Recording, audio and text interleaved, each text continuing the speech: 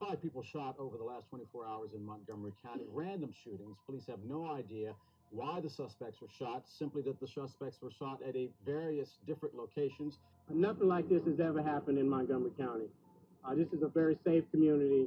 Our homicide rate just increased by 25% in one day. This huge loud noise like a bomb. Loud noise like a bomb? Like a gunshot maybe? Kind of. There's a great deal of fear going on at this location.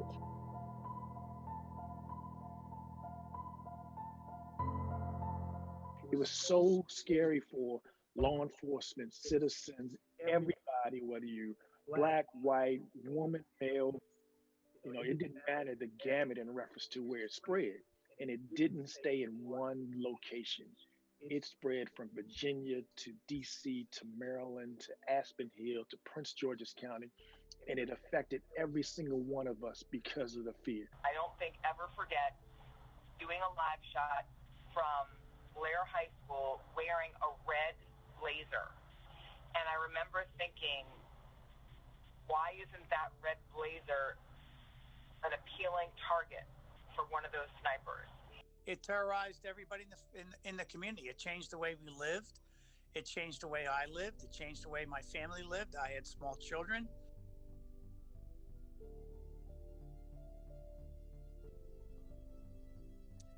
Across the country, they shot and killed or attempted to kill 22 individuals, killing the majority of them.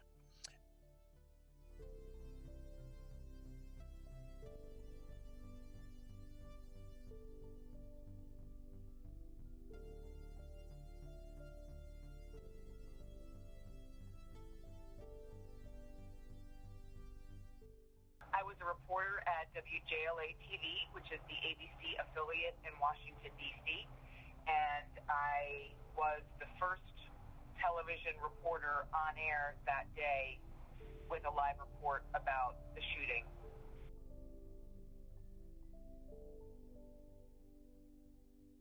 The third was a cab driver who was getting gas at a gas station in Aspen Hill.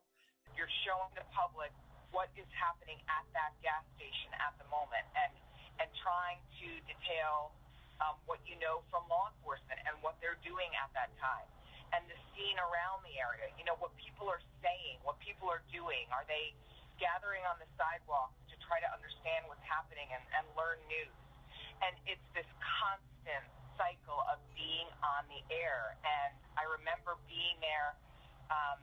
It was an October day. It was really warm out, and you're attached to that live shot location for hours until someone comes and replaces you.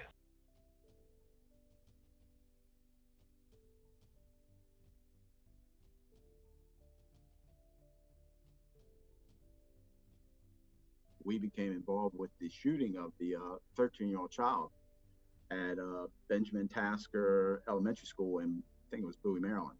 This one was unique, I think, for both Joe and I, because we both had small kids during that time. Oh, yeah.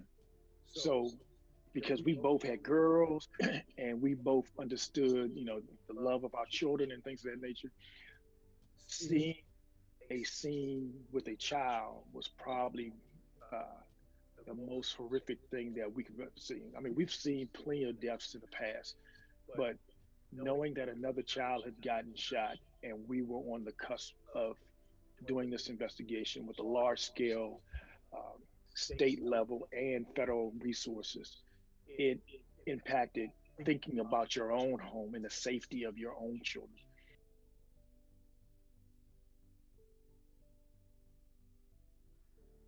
They were in a rest stop, and they got identified in a rest stop, and police were able to surround it, and we knew that they were going to be arrested at that time. And obviously, there was a task force set up in Montgomery County, Maryland, and that's where all the investigators from the metropolitan area were working from. And so when that happened, everybody went there to the task force building. They brought in John Muhammad, who was 42 years old, but brought in Lee Boyd Malvo, who was a skinny little kid, about 5'7", who weighed about 135 pounds. He was dirty, he had pimples on his face. He walked past me as he was brought to the location where he was going to be interrogated. And my first thought was, he looked like every little kid who came into my house who was a young teenage boy. He looked like a little kid, and I couldn't believe that this little kid was involved in this series of murders.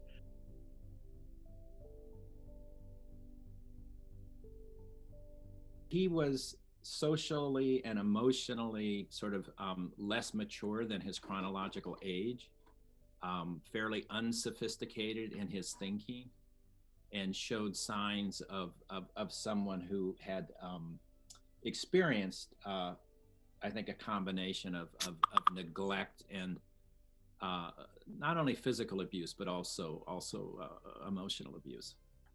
He was kind of a sweet, innocent kid who just done some horrific things. So he, I think, bounced around geographically. Was raised principally by his mother, who was, preoccupied with making a living. They didn't have a lot of money. She was sort of in and out of relationships, and so I think a lot of his childhood was sort of oscillated between neglect and emotional abuse, I would say. If you have someone who lacks parental supervision, there's more opportunity to get involved. I mean, it puts someone at risk for developing delinquency later in life. He was very hungry for human relationships, and Mohammed provided that. And it was this dynamic that was interesting to me, because it seemed like Mr. Malvo kind of got brought in to this older man's influence, and where this person kind of became that fictive kin for him, in a really destructive kind of way as it worked out.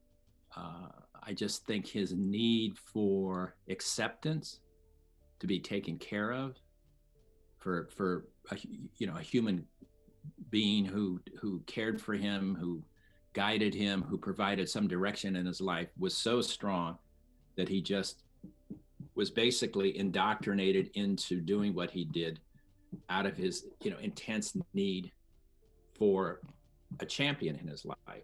And Mohammed provided that direction and that connectedness, but guided him in a very pernicious way. As it seems to have happened in Mr. Malvo's case, if you have some kind of malevolent influence that's occurring and pervasive as someone is developing, then it stands to reason.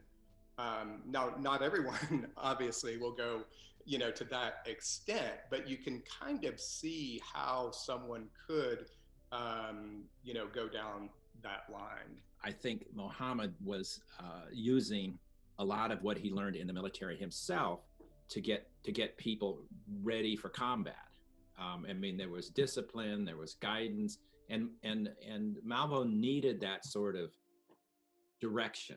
He was craving that, and he got that. But then it led into some very ugly behaviors and moments. A lot of moral development that happens during those years. And so when you have someone highly influenceable, is what I mean, in that period of life, and they get a lot of influence, while they are developing, moral codes, ethics, working through, how to relate to,